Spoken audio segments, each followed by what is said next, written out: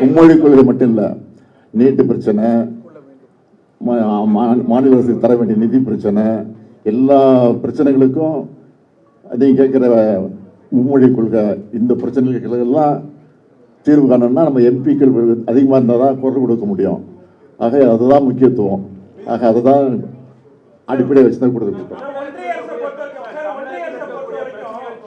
தொடர்ந்து கடிதம் எழுதியிருக்கீங்க, அரசியல் கட்சி தலைவர்கள் போராட்டம் மூலமாக முன்னெடுக்கிறாங்க. எதுக்கு?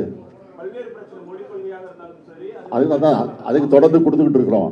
இது வந்து ஒன்றும் பதில் கிடைக்கல, அமைதியாக தான் இருக்கிறாங்க.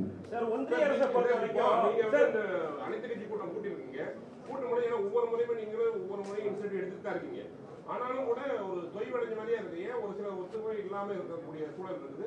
இப்போ எதிர்கட்சியா இருக்கக்கூடிய அதிமுக தொடர்ந்து எல்லாம் வலியுறுத்துவீங்களா இந்த கூட்டத்தில்? கூட அதிமுக வர போறாங்க. அதுலதான் வந்து ஒவ்வொரு முறை நீங்களும் கூட்டம் போடுறீங்க. பட் இவங்க தனித்தனியா வெளியே பேசுறாங்க. இதில் நிச்சயம் குரல் கொடுப்பாங்க, நம்பிக்கை எங்களுக்கு இருக்கு. தேசிய கல்விக் கொள்கையை வந்து ஏற்றுக்கணும், மும்மொழி கொள்கையை ஏற்றுக்கணும் அப்படின்னு சொல்லி ஒன்றிய அரசு தொடர்ச்சியா வந்துட்டு சொல்லிட்டு இருக்காங்க.